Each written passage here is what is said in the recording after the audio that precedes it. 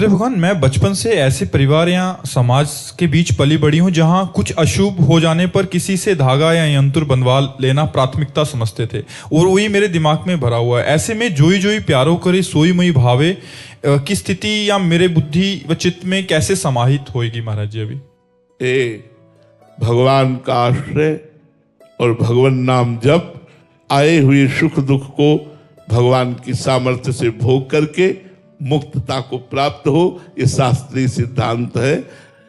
भैया तब लगी कुशल न जीव कहो, सपने हूं मन विश्राम, जब लगी भजत न राम कहो, शोक धाम तज काम। जब तक भगवान का भजन नहीं करोगे, धर्म से नहीं चलोगे, अच्छे आचरण नहीं करोगे, तो कोई भी धागा, कोई भी जंतु आपको बचा नहीं पाएगा, आपकी रक्षा नहीं कर पाएगा। और जिसका रखवाला वो है, तो कोई भी अशुभ उसका बिगाड़ नहीं सकता, कुछ नहीं बिगाड़ सकता।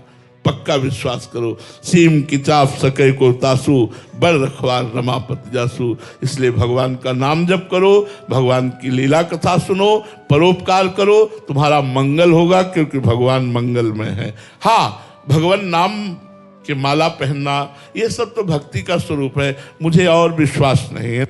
भगवान का नाम ही एक ऐसा है, मेरा विश्वास, जो अशुभों का नाश कर देता है। बोले आप अपनी किडनी क्यों ठीक नहीं कर? पक्का ठीक कर लूं, आप ये बात समझ लो, लेकिन मुझे भगवत प्राप्ति नहीं होगी। तो क्या जीवन किडनी के लिए है? जीवन भगवत प्राप्ति के लिए। इसीलिए इसको भोग रहा हूं और भगवान के बल से मैं कोई परेशान नहीं हूं। आप देख रहे हो सुबह से हमारी दिनचर्या चल रही, और इसको भोग करके चाहे ये सड़ जाए तो भी मुझे इसकी कोई परवाह नहीं। ये बेपरवाही भगवान के बल से आई है, और मुझे भगवान प्राप्त करना, इस नाशवान शरीर को ठीक नहीं करना। भगवान के विधान से अलग सोचना, फिर वो अपनी तपस्या, अपने भजन, अपनी साधना को बेचना है। इसीलिए महापुरुषों के साथ भारी से भारी कष्ट दिया गया, लेकिन उन्होंने अपनी शक्ति का प्रयोग नहीं किया। यही कहा, तेरा किया मीठा लागे, जोई जोई प्यारो करे सोई मोई भावे। भगवान का ही भजन एकमात्र रक्षा करने वाला है, दूसरा कुछ नहीं है, हमारा विश्वास है। आप लोग देख लो करके। एक आदमी हितधाम में देखा, कई छल्ले पहने थे, हमने कहा ये क्या? बोले घोड़े की नाल की अंगूठी। ऐसे तो हम कहा इससे क्या होगा? बोले शनि का प्रभाव नहीं होगा। घोड़े पर तो प्रभाव नहीं पड़ा, कुंतलों लाद के रोड में दौड़ता रहता है और उसकी तुम्हारे नाल पहनने से तुम्हारे भाग्य खुल जाएंगे। क्या दिमाग! अरे राम राम बोल, कृष्ण कृष्ण बोल, हरि हरि बोल, राधा राधा बोल, तेरा भाग्य बदल जाएगा। घोड़े की नाल की अंगूठी पहनने से नहीं होने वाला। बलवीर कौर जी, वाहिगुरु जी का खालसा। महाराज जी, वाहिगुरु जी की फतेह। महाराज जी, आपने एक बार एकांतिक में एक जुगती बताई थी कि अगर हम झूठा भी बोलेंगे अपने इष्ट को कि हम आपसे प्रेम करते हैं, तो सच्चा प्रेम हो जाएगा। महाराज जी, आपने बताया था कि हर रोज 100 बार बोलो, झूठा ही बोलो, भले ही मैं आपसे प्रेम करता हूं, तो वो सच्चा प्रेम में तब्दील हो जाएगा। महाराज जी, ये स्थिति चाहती हूँ, मुझे जिया ना जाए, ऐसी स्थिति अंदर से लाने के लिए महाराज शुरू करो, वाणी से शुरू करो, वाणी से शुरू करो। ऐसा हो, हम कह रहे किसी से भी आप प्रगट में देखो, वो अपने स्वार्थ के वशीभूत होकर कामना की पूर्ति के लिए कहता है मैं आपसे प्यार करता हूं, रोज कहता है मैं आपसे प्यार।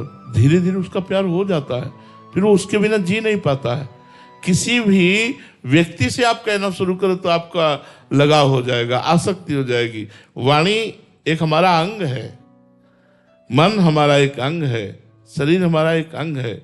मन से, वचन से, कर्म से हम जो सेवन करते हैं वही हमारा चिंतन बनता है, जो चिंतन बनता है वही परिणाम होता है।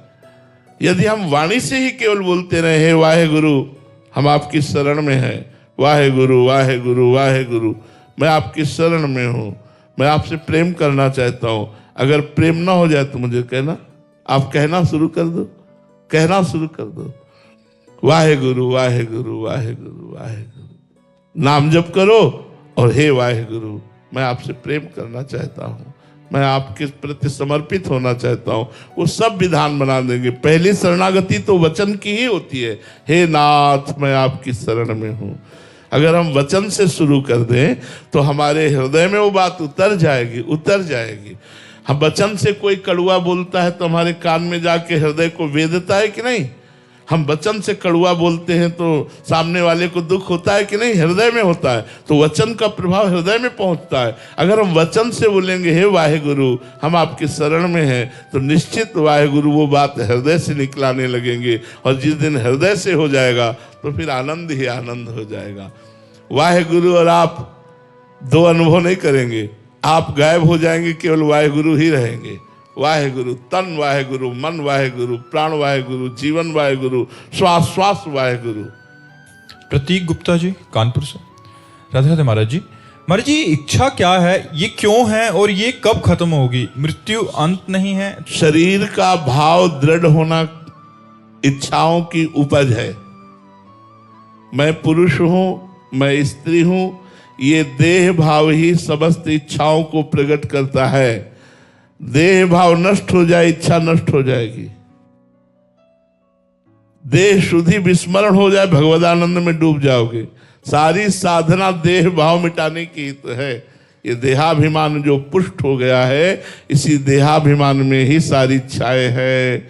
जब अपने को हमने पुरुष मान लिया, स्त्री मान लिया, तो 5 ज्ञानेंद्रिय, 5 कर्मेंद्रिय और मन ये तमाशा बना दिए हमारा। हमें ये देखना है, हमें ये सुनना है, हमें ये खाना है, हमें ये भोगना है, हमें ये चखना है, हमें ये छूना है, हमें इसी में फंसा दिया। इच्छाएं किसकी प्रकट हो रही? भोगों की प्रकट हो रही। जो धन की इच्छा है, धन इसलिए कि उससे भोग मिलते हैं। अगर भोग न मिलते हो तो धन की कोई इच्छा ना हो। धन से भोग मिलते हैं, भोग इंद्रियों से भोगते हैं, और इंद्रियों को भोगों में सुख का आभास होता है, इसलिए हमारी दुर्दशा हो गई। इसका प्रधान कारण देहाभिमान है। गुरु प्रसाद से, शास्त्रों के स्वाध्याय से, भगवान नाम जप से यदि देहाभिमान गलित होता चला जाए, शुद्ध ज्ञान प्रकट हो जाए, तो हम आप्त काम है। आप्त काम माने पूर्ण काम है। हमारे अंदर कोई इच्छा ही नहीं है। इतना अपार सुख हम में है, स्वयं मैं में है, कि हमें किसी और सुख की आकांक्षा ही नहीं है। हमारे प्रभु में इतना आनंद है कि हमें और किसी सुख की आकांक्षा नहीं। संसार में, त्रिभुवन में जितना सुख है, वो परमात्मा के सुख सिंधु के, एक बिंदु के, एक सीकर से पूरा त्रिभुवन आनंदित हो रहा है। सीकर समझते हैं? एक बूंद ऐसे लो और उसे ऐसे फेंको, उससे जो छिट्टियां निकलती, छोटे छोटे कण निकलते, उन्हें सीकर कहते हैं। जो आनंद सिंधु सुख राशि सीकर तय त्रैलोक सुपासी, उस आनंद समुद्र भगवान के एक बिंदु के, एक सीकर से यहां से लेके ब्रह्मलोक तक आनंद छाया हुआ। सोचो वो बिंदु और वो सिंधु कितना आनंदमय होगा, जिसका एक सीकर पूरे त्रिभुवन को समेटे हुए है। यदि हम संसार के भोगों का त्याग करके भगवदानंद की तरफ बढ़ें, तो फिर क्या करें? तभी तो जब वो आनंद प्राप्त होता है तो भक्त बोल उठता है, न पारमेष्ठ्यम न महेंद्रधिष्ण्यम न सार्वभौमम न रसाधिपत्यम न योग सिद्धिर न पुनर्भवम वा। मुझे ब्रह्मा का पद नहीं चाहिए, मुझे सार्वभौम सम्राट का पद नहीं चाहिए, मुझे योग की सिद्धियां नहीं चाहिए, मुझे मोक्ष नहीं चाहिए। हे प्रभु, मुझे आपके चरणों का प्रेम चाहिए। जब आनंद मिला तो ये सब फीके पड़ गए। न पारमेष्ठ्यम न महेंद्रधिष्ण्यम, न इंद्र का पद, न ब्रह्मा का पद, न सार्वभौम पद, न योग सिद्धि, न मोक्ष। मुझे आप चाहिए, आप चाहिए। क्यों? इतना आनंद मिला, सब फीके पड़ गए। तो जब तक हमारा शरीराभिमान है और अपनी इंद्रियों से विषयों को भोगने में सुखाभास में लगे हुए हैं, सुखाभास इसे कहते हैं, थोड़ा शब्दावली अरुचिकर है। एक कुत्ता सूखी हड्डी को लेता है, दूसरे कुत्तों को देखकर सोचता है कहीं मेरा स्वादिष्ट आहार छीन न ले, भाग के जाता है और एकांत में उस हड्डी को खाने की चेष्टा करता है। उसके गलफरों से खून उस हड्डी में दिखाई देता है। वो समझता है इस हड्डी में रस है और बार बार उस हड्डी को, बस यही दशा है। हम अपने भ्रमात्मक बुद्धि होने के कारण अपने ब्रह्मचर्य को नष्ट करते हैं, अपनी जितेंद्रियता को नष्ट करते हैं और मुझे लगता है उसमें सुख है। नहीं, सुख किसी पदार्थ में नहीं, सुख आपकी मान्यता में है। ध्यायतो विषयान पुंसास संगास तेषुपजायते, संगास संजायते कामा, कामात क्रोधो भी जायते, क्रोधात भवति सम्मोहा, सम्मोहा स्मृति विभ्रमा, स्मृति भ्रंशात बुद्धिनाशो, बुद्धिनाशात प्रणश्यते। विषयों का ध्यान अगर ना हो और फिर विषय को भुगाया जाए, अगर उसमें सुख की अनुभूति हो तो मुझे बता दो।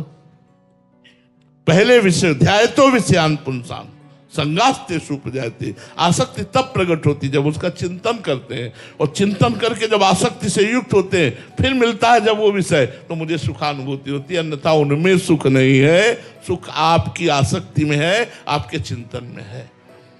नहीं तो किसी व्यक्ति को तय कर दिया जाए आज शाम के 4 बजे फांसी की सजा होगी और छूट दे दी जाए, जो चाहो भोगो, और एक डायरी ले लो, फिर हमें लिख के बताओ किसमें तुम्हें सुख मिला, क्या उसको किसी में सुख मिलेगा? अनुमान करके देखो, वो जिस भोग की तरफ देखेगा तो उसे फांसी का फंदा नजर आएगा कि 4 बजे फांसी। अब उसका चिंतन विषय का नहीं बन पाएगा, इसलिए किसी भी विषय में सुख नहीं मिलेगा। विषय में सुख होता तो उसको मिलता, उसका चिंतन फंस गया कि 4 बजे फांसी की सजा होगी। विश्व का कोई भी सुख उसे सुखी नहीं कर सकता। उसको यहां तक रुपयों से लाद दिया जाए तो कहेगा क्या 4 बजे तो फांसी था। बात समझो, चिंतन अगर हमारा भगवत चिंतन है तो विषय नीरस है, इनमें सुख नहीं है, पूरा जीवन भोगते हो गया, किसी के हाथ नहीं लगा। तो हमारी इच्छाओं का मूल कारण देहाभिमान है, अहंकार है।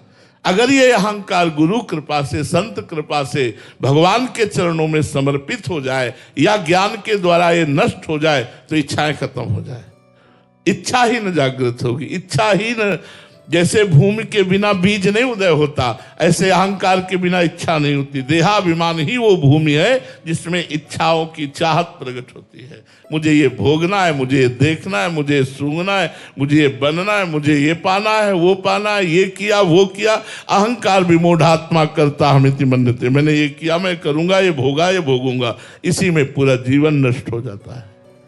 सिद्धार्थ